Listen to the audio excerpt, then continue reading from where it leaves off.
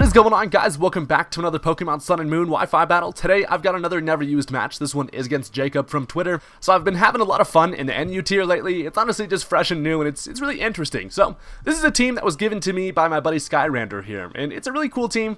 Basically what it does is it kind of is based around Aurora Veil with the Alolan Sandslash. So I have this Vanillux that sets up Hail with the Snow Warning, and then Alolan Sandslash does have the Sand Rush ability. Plus he has Aurora Veil, which is actually kind of busted in NU right now, which is pretty cool. Other than that, I've got some fun stuff like the Archeops, Assault Vest Machamp, we got a Life Orb Dodrio, and then we've got my main man Torterror, who I honestly just like to use this thing because I think it's just a really cool Pokemon. But in this battle, it actually does put in quite a bit of work here. So looking at my opponent's team, the main thing that I am worried about is the Exploud. If it's Choice Specs, I can't take a lot of hits from that.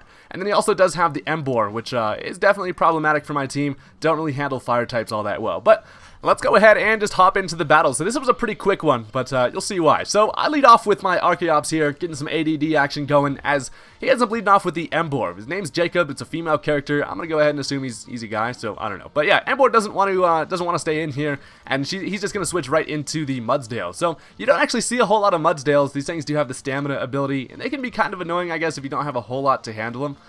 So I get my Stealth Rock up there first turn, and I'm going to go ahead and switch out my Archeops. I am Focus Sash, so I'll be able to come in as long as there's no Stealth Rock up, as this thing's actually just going to go for a Heavy Slam. I decided to bring in Alolan Sandslash just because I figured I'd be able to do a decent chunk to this thing with Icicle Crash.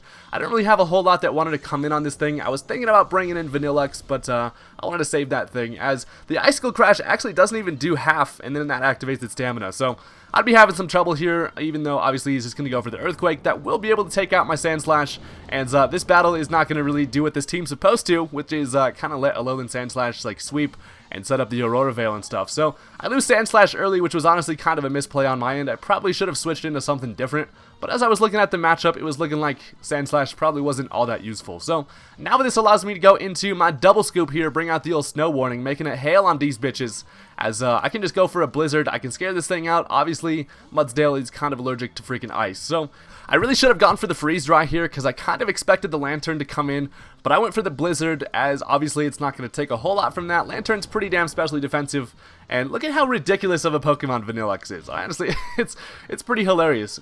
Fun fact, actually, one of my first shinies in X and Y, I think, was Vanillite or whatever, which is kind of cool.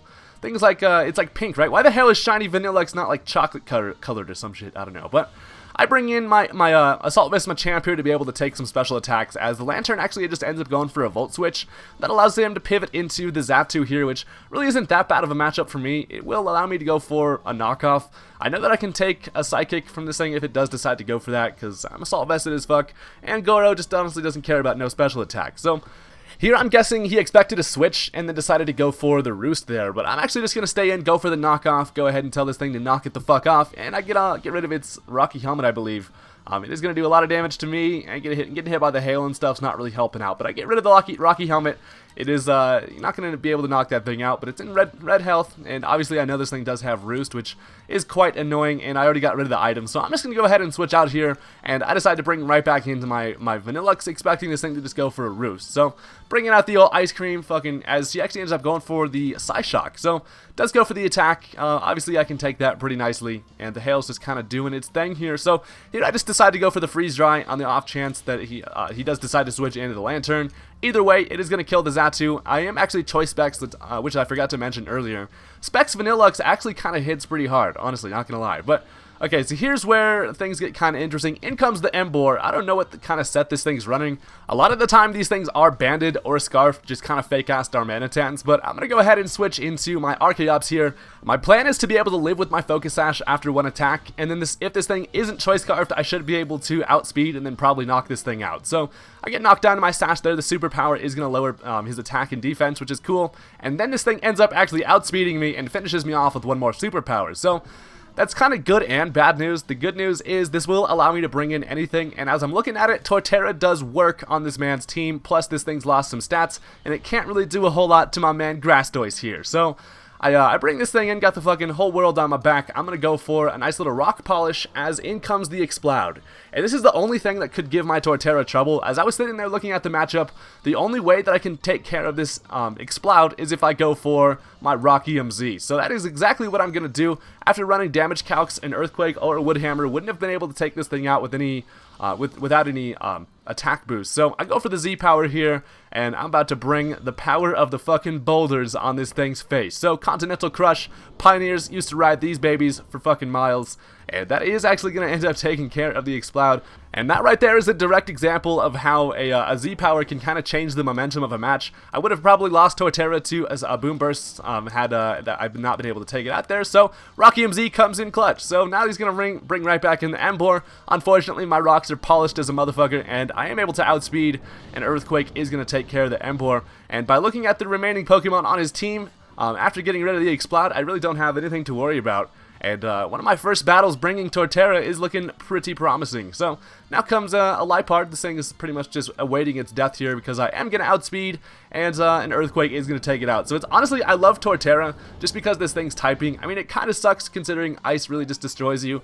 But when it really comes down to it, getting the stab Earthquake and Woodhammer really just comes in handy. So back comes the Mudsdale, getting hurt by a little bit of Stealth Rock, and this thing is lowered enough to the point where a Woodhammer should be able to take this thing out, as smack that thing right in the fucking, oh, that would hurt like a bitch.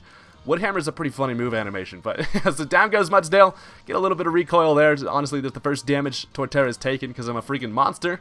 And next comes the Lantern. Obviously, you know what's about to happen. We're about to have a motherfucking fish fry. Well, not really fry, but, you know, kind of just going to go ahead and flatten the hell out of this thing. So that is a dead Lantern, and that is also going to be the end of the match there. So thank you guys for watching. Hopefully you enjoyed that. I want to just kind of toss this up because I've been having some trouble getting decent matches lately, but I thought it was pretty interesting seeing how Torterror kind of can just run through teams like that. So if there's anything to take away from this video, it's that you should definitely look out for those grass turtles because they will destroy you.